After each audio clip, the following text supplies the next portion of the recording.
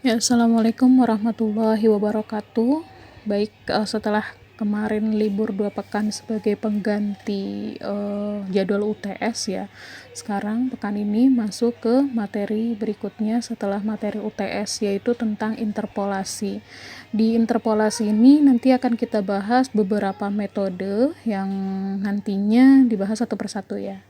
Untuk yang pertama, sini interpolasi itu sendiri adalah mencari nilai suatu fungsi yang tidak diketahui di antara beberapa nilai fungsi yang diketahui. Artinya di sini yaitu mencari suatu nilai atau titik x, y dari suatu fungsi fx, di mana fungsi fx-nya kita susun dari sekumpulan data yaitu xi, yi.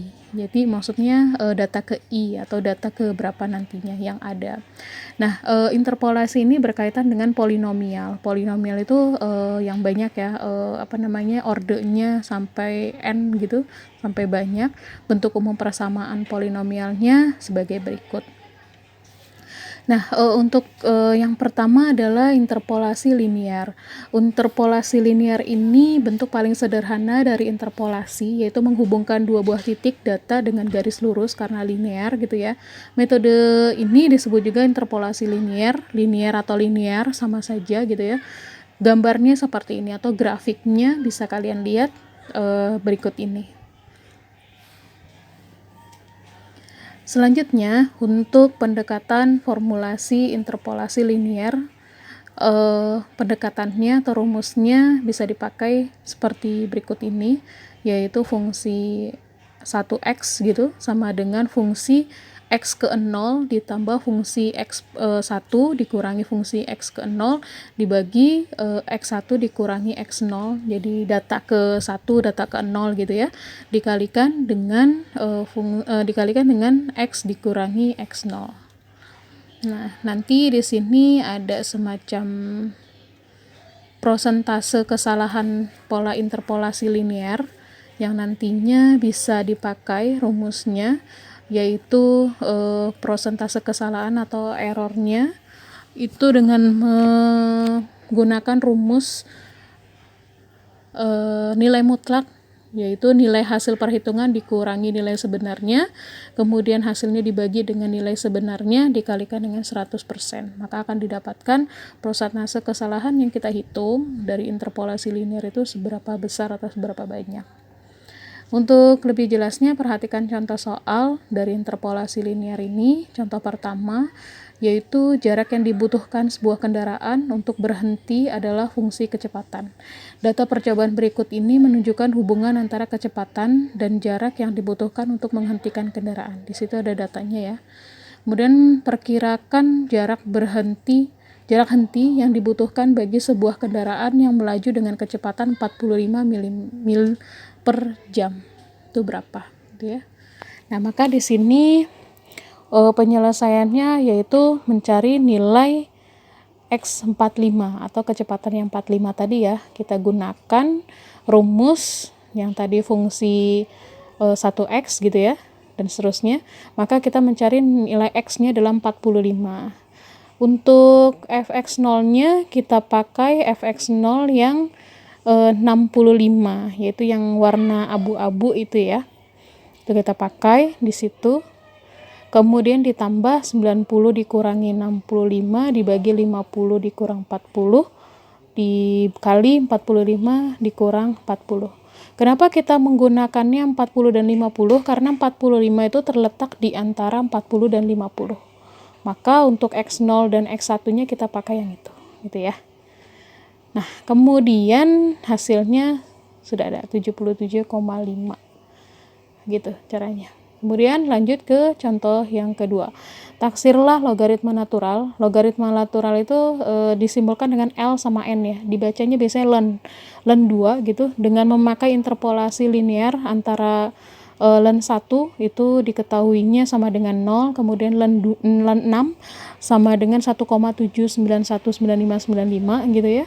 Kemudian selanjutnya ulangi untuk ln 1 dan ln 4 dengan ln 4-nya adalah 1,3862944, di mana nilai sejati ln 2-nya adalah 0,693147118. Nah, masing-masing ini nanti akan kita buat diketahuinya. Jadi yang diketahui ini ada berapa aja, ada len 1, len 6 gitu, len 4 gitu. Nah, di sini untuk diketahui untuk X sama dengan 2, tadi kan nilai sejatinya len 2 itu 0,693147118 gitu ya. Kemudian X0 nya kita mulai dari 1. Jadi fx0 adalah len 1. Kemudian X1-nya 6, X1 berikutnya adalah 4. Kenapa itu ada X1, X1?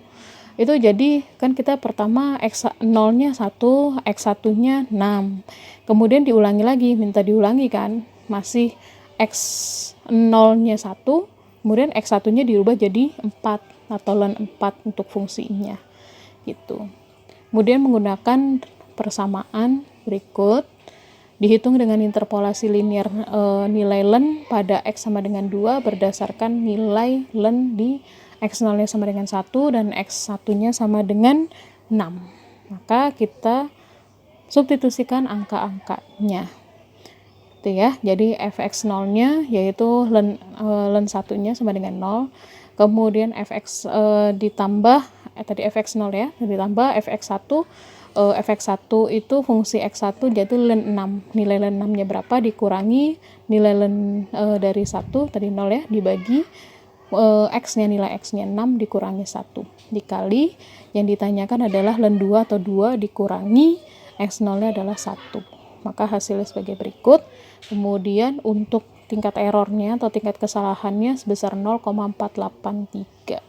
Semakin sedikit tingkat kesalahannya, maka semakin bagus. Jadi perhitungannya itu kesalahannya makin sedikit gitu ya. Nah, kita coba tadi untuk yang menggunakan len 1 dan len 6 tingkat kesalahan 0,483. Bagaimana kalau misalkan kita pakai untuk X0-nya sama dengan 1 atau nanti fungsinya adalah len 1-nya sama dengan 0 gitu kan. Kemudian X1-nya sama dengan 4 atau fungsi X1-nya atau len dari 4-nya kita ubah di sini. Tadi kan pakai 6, sekarang pakai 4. Bagaimana? Ternyata didapatkan tingkat kesalahannya 0,333. Jadi lebih sedikit atau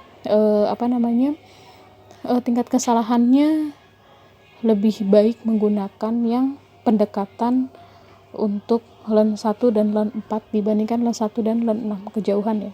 Dari contoh, tampak bahwa dengan menggunakan interval yang lebih kecil didapat hasil yang lebih baik. Jadi cari interval yang paling dekat. Kita akan mencari nilai len 2. Len 2 itu lebih dekat, misalkan diketahui di sini ya, lebih dekat di len 1 dan len 4 dibandingkan len 1 dan len 6 gitu. Oke. Pendekatan interpolasi dengan derajat 1 pada kenyataannya sama dengan pendekatan suatu harga tertentu melalui garis lurus. Untuk memperbaiki kondisi tersebut dilakukan sebuah interpolasi dengan menggunakan garis yang menghubungkan titik, yaitu melalui orde 2, orde 3, orde 4, dan seterusnya yang sering juga disebut dengan interpolasi kuadratik atau kubik. Jadi di sini interpolasi linear itu masih berderajat 1, pangkatnya masih 1. Nah, nanti akan kita bahas untuk pangkat-pangkat berikutnya, yaitu berderajat orde 2, yaitu nanti orde 2 kan pangkat 2, itu biasa kita sebut kuadratik gitu ya. Kemudian pangkat 3 itu kubik, gitu, pangkat 4 dan seterusnya gitu. Oke, baik, untuk materinya tentang interpolasi, terutama interpolasi linear, dicukupkan sampai di sini. Kita lanjutkan kembali untuk materi berikutnya, yaitu interpolasi kuadratik yang berpangkat atau berorde 2. Terima kasih. Assalamualaikum warahmatullahi wabarakatuh.